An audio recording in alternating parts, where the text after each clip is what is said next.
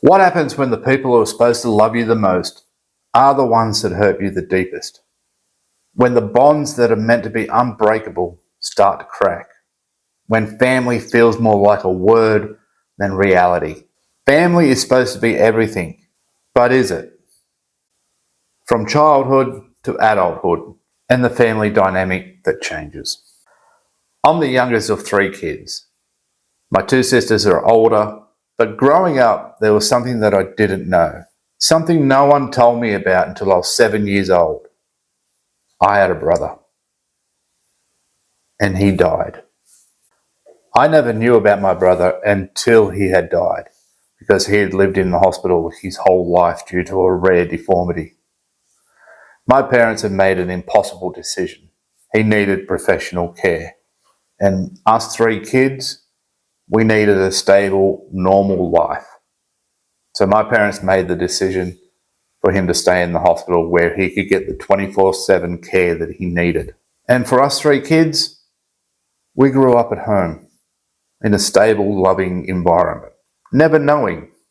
Well, my older sister knew because she was alive to see him be born.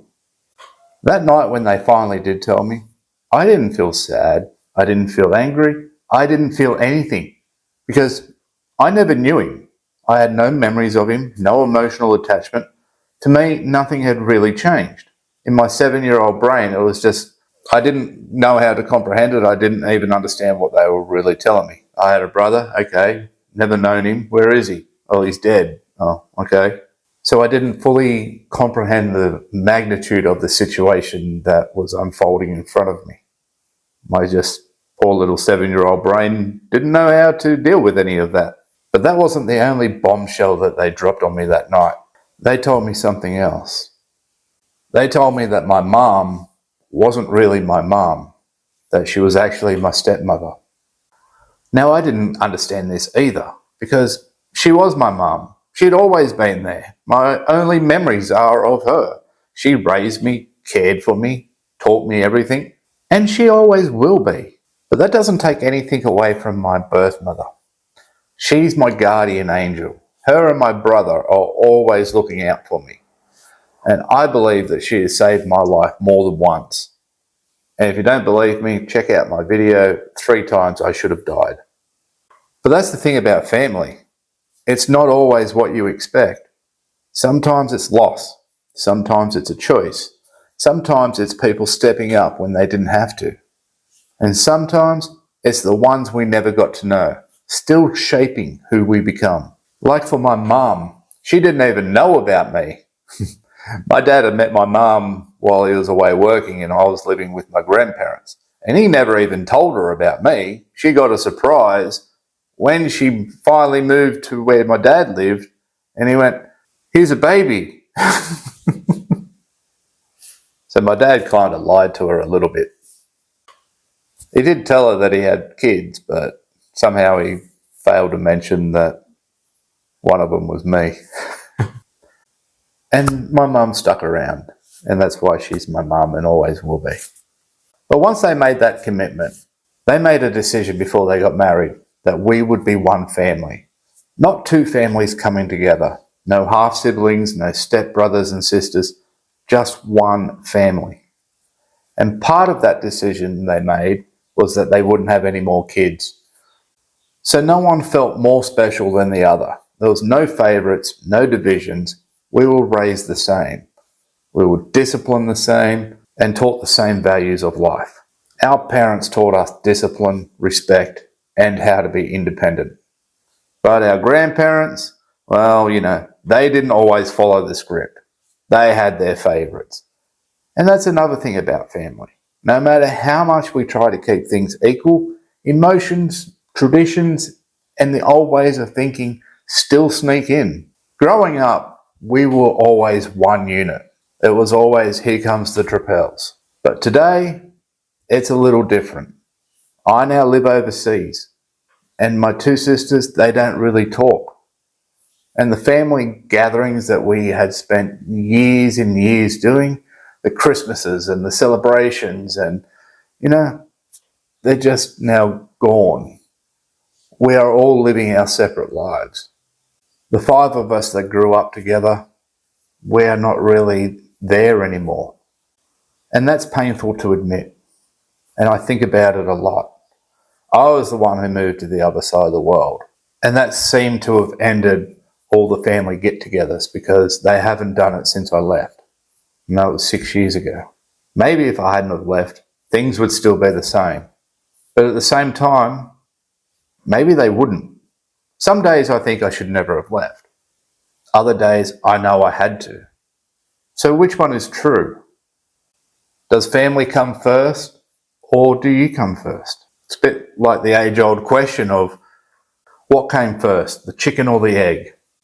Most days I prioritise my happiness because I justify it by saying if I had stayed I would have been miserable, and that would probably cause even more concern and more fights and more disjointed conversations, arguments, whatever it may be.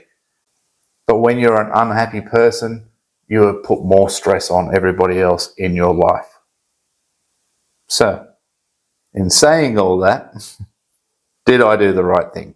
Looking from the outside, we look like a successful family unit. I live where I live. I'm living on my terms.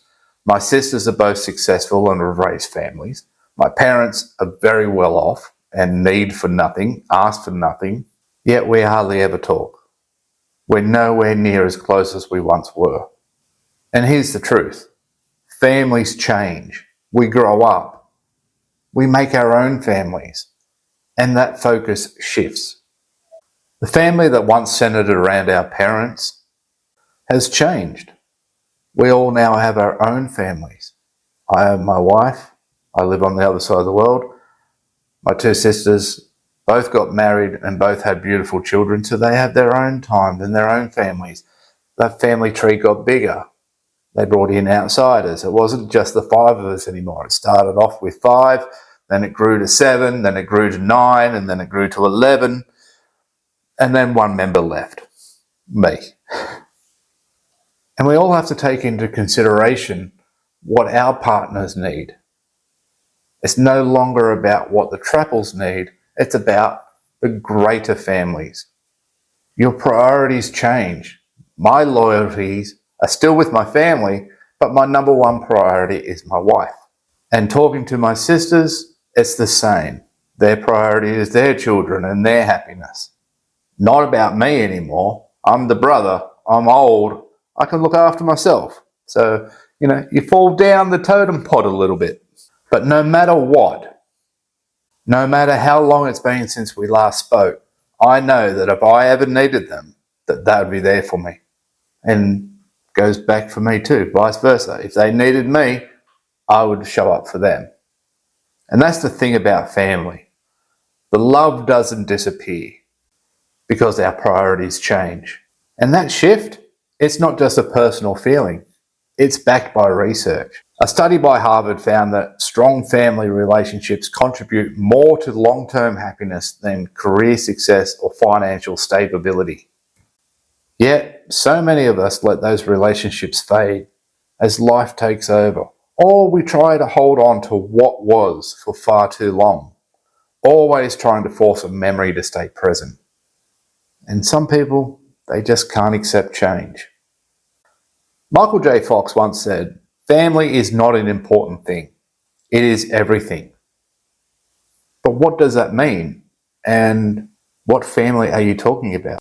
Does it mean that the family must always stay the same? Because families aren't static. The roles change. At one point, my dad was the leader of our family.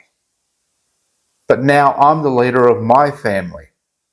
And I'm sure my sisters like to think that they're the leaders of their family. I love my family, all of them. My mum, my dad, my sisters, the nieces and the nephews. I love them all. And there's nothing that I wouldn't do for them.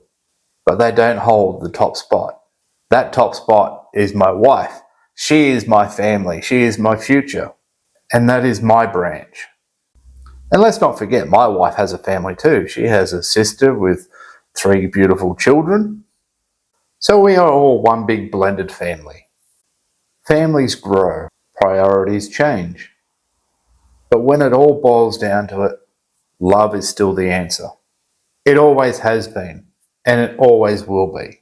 Blended families, estranged siblings, parents who really never understood you, grandparents who favoured one over the other, single parents doing everything they can, the weight of tradition versus the need to break free. There's no one way to define a family, but we all know what it feels like when it's strong and when it's broken. So let's talk about it. What's your experiences with family? The good, the bad, the complicated? Drop it in the comments, because no matter how different our stories are, one thing's for sure. At the end of the day, no family is perfect. But whether we embrace it or struggle with it, family leaves its mark. Families shape us, whether we like it or not. Thanks for watching, and as always, I'll catch you in the next one.